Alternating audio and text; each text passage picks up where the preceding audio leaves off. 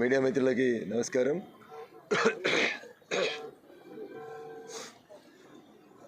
Bharatiya Janata party Dubbaka శాసనసభ అభ్యర్థిగా పోటీ చేసి ఉప ఎన్నికల్లో గెలుపొందినటువంటి నేను ఈరోజే ప్రమాణ స్వీకార కార్యక్రమాన్ని పూర్తి చేసుకున్న తర్వాత హాజరవుతున్నటువంటి మొట్టమొదటి కార్యక్రమం ఇది. ఈ సందర్భంగా మీడియా మిత్రులందరూ కూడా శుభాకాంక్షలు, అభినందనలు తెలియజేస్తూ ఉన్నారు. తెలంగాణ ఉద్యమానికి పుట్టినిల్లైనటువంటి సిద్దిపేట గడ్డ మీద తెలంగాణ రాష్ట్ర సమితి పార్టీ ప్రభుత్వం చేస్తున్నటువంటి అరాచకాలను అడ్డుకొని ఒక ప్రత్యామ్నాయంగా గట్టిగా ప్రభుత్వాన్ని ఎదిరించి నిల్చోగలుగుతున్న నాయకుడు అని అనుకున్నప్పుడు భారతీయ జనతా పార్టీ అభ్యర్థినైన నన్ను సిద్దిపేట గడ్డ నుంచి ప్రజలు ఆశీర్వదించి పంపించింది. ఆ ఎన్నిక ఫలితం తెలంగాణ రాష్ట్ర సమితి ప్రభుత్వంలో ఒక రకమైనటువంటి కదలికను, ఒక రకమైనటువంటి ఆలోచనను రేకెత్తించింది అనడంలో నాకైతే ఎట్లాంటి సందేహం లేదు.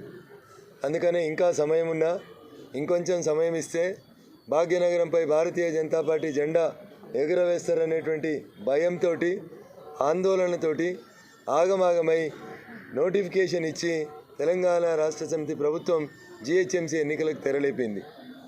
అందరికంటే ముందుగా భారతీయ జనతా పార్టీ తన అభ్యర్థులను ప్రకటించేటువంటి దిశగా చేస్తున్నటువంటి కసరత్తులో భాగంగా గత ఎన్నికల్లో భారతీనగర్ డివిజన్లోంచి పోటీ చేసి తక్కువ ఓట్లతోటి ఓడిపోయి టీఆర్ఎస్ పార్టీకి గట్టి పోటీనిచ్చి ప్రత్యామ్నాయంగా నేను మాత్రమే నిల్చోగలుగుతాను అని నిరూపించుకున్నటువంటి సోదరి గోదావరి అంజిరెడ్డి గారిని ఈరోజు భారతీయ జనతా పార్టీలోకి సాదరంగా ఆహ్వానిస్తూ ఉన్నాం. ఎన్నికల ప్రాసెస్ ఈరోజే ప్రారంభమైంది, నామినేషన్ల ప్రక్రియ. మా ఆహ్వానాన్ని కొంతవరకు పాజిటివ్గా స్వీకరించినటువంటి గోదావరి అంజిరెడ్డి గారికి మేము ఈ సందర్భంగా శుభాకాంక్షలు తెలియజేస్తూ ఉన్నాం.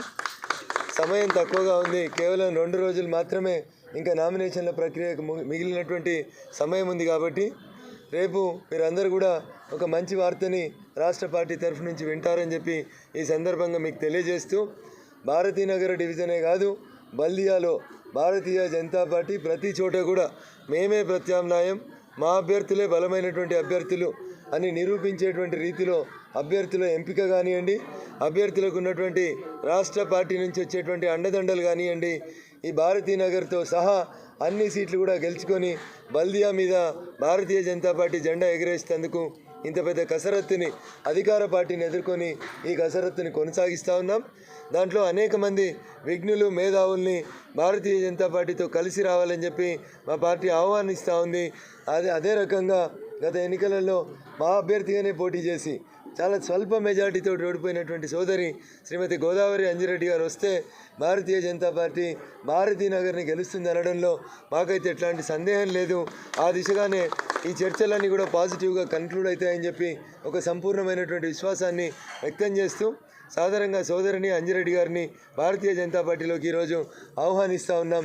ఎన్నికల ప్రక్రియకు సంబంధించినటువంటి పూర్తి నిర్ణయాలు రేపు భారతీయ జనతా పార్టీ కోర్ కమిటీలో చర్చించిన తర్వాత మిగతా అంశాలని రేపు అధికారికంగా ప్రకటిస్తామని చెప్పి తెలియజేస్తూ, పటాన్చెరు శాసనసభ నియోజకవర్గ పరిధిలో ఉన్నటువంటి 3 కార్పొరేట్ డివిజన్లని ఎవరం ఇన్ఛార్జీలుగా వచ్చినా పార్టీ పరంగా పక్షంగా మా సీనియర్ నాయకులు మురళీధర్ గౌడ్ గారితో సహా ఎవరెవరం ఈ ప్రాంతానికి ఇన్ఛార్జీలుగా వచ్చినా రాష్ట్ర పార్టీ ఖచ్చితంగా పటాన్చెరు శాసనసభ నియోజకవర్గ పరిధిలో ఉన్నటువంటి ఈ 3 డివిజన్లను కూడా అంతే సమదృష్టితో చూస్తాం. ఖచ్చితంగా ఈ 3 డివిజన్లలో పోయినసారి కారు గుర్తుకు ఏ రకంగానైతే ఇబ్బందులు కలిగినాయో ఈసారి అంతకంటే ఇంకా ఎక్కువ ఇబ్బందులు కలుగుతాయి. నాకున్నటువంటి అంచనా మేరకి ఈ 3 స్థానాల్ని కారు ఓడిపోబోతా ఉంది. ఎందుకంటే దుబ్బాక ఉప ఎన్నికకి ఎవరైతే ఇన్ఛార్జిగా పనిచేసిరో వాళ్ళే వచ్చి ఇప్పుడు పటాన్చెరు అసెంబ్లీ కాన్స్టిట్యున్సీకి ఇన్ఛార్జిగా పనిచేయబోతున్నారు. కాబట్టి కూట్ల రాయి తీయడం చేతగాని వాళ్ళు ఏట్ల రాయి తీస్తారని నేను అనుకుంటలేను. సిద్దిపేట గడ్డ మీదనే జై తెలంగాణ అన్న గడ్డ మీదనే జై శ్రీరామ్ అని అనిపించి వచ్చిన వాళ్ళం. కాబట్టి పటాన్చెరులో ఎప్పటి నుంచో జై శ్రీరామ్ అనేటువంటి నినాదానికి బలం ఉంది, ఈ ప్రాంతంలో చైతన్యం ఉంది. ఇది ఒక మినీ ఇండియాగా భావించబడేటువంటి కాన్స్టిట్యున్సీ. కాబట్టి చంద్రశేఖరరావు గారి తప్పుడు విధానాలకి, ఈ రాష్ట్ర ప్రభుత్వ నిరంకుశ విధానాలకు వ్యతిరేకంగా ఖచ్చితంగా పటాన్చెరు శాసనసభ నియోజకవర్గ పరిధిలో ఉన్నటువంటి అన్ని రాష్ట్రాల నుంచి వచ్చినటువంటి ఓటర్ మహాశయులు మాకు అండగా నిలుస్తారనేటువంటి విశ్వాసంతో నేను మీ నుంచి సెలవు తీసుకుంటా ఉన్నాను. జై హింద్, జై భారత్.